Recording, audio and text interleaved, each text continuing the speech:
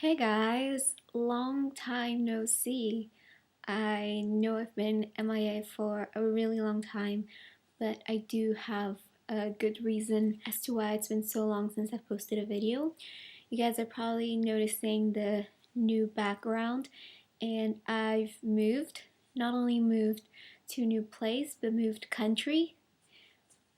I'm currently living in Scotland, which is a big move going from Brazil to Scotland.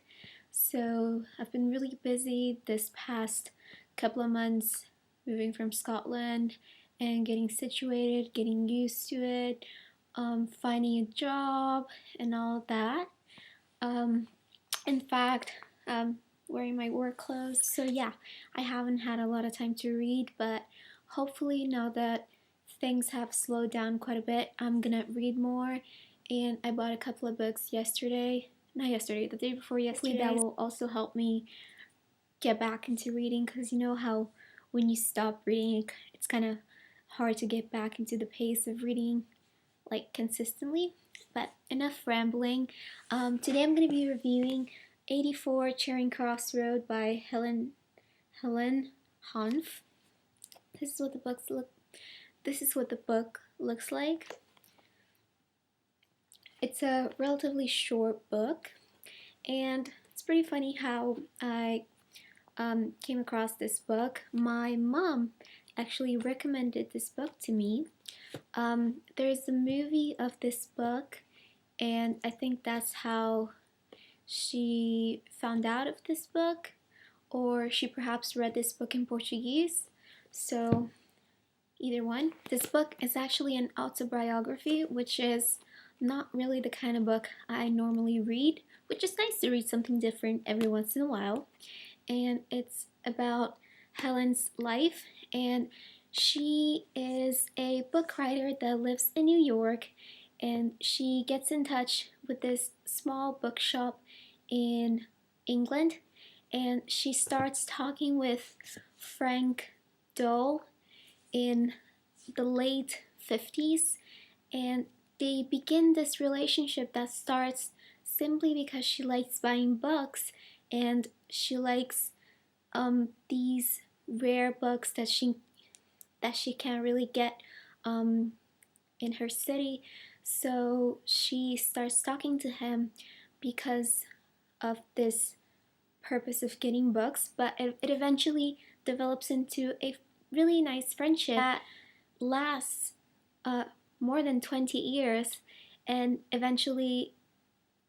um, it eventually ends because Frank dies, and Helen has this dream of going to England, and whenever she's close to going to England, something happens, and it is either money or a job comes up and she can't go. So it's really about her life and her love of books and reading, which is something I think all of us can really relate. Well, if you're watching this video, I think you most likely like books and reading, so it felt really nice to read about someone that likes books as much as me. And I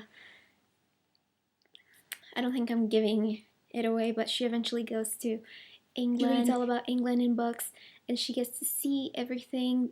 And because it was in the past, they didn't have internet and TV and all that, so she didn't necessarily have access to images of what places looked like.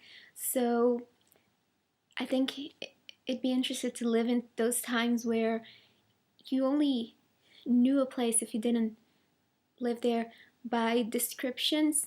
So it must have been an amazing experience to, after reading a description of a place, to go there and see it for real. So it's really exciting when she goes to England and see the places. It's really an easy read, and the first half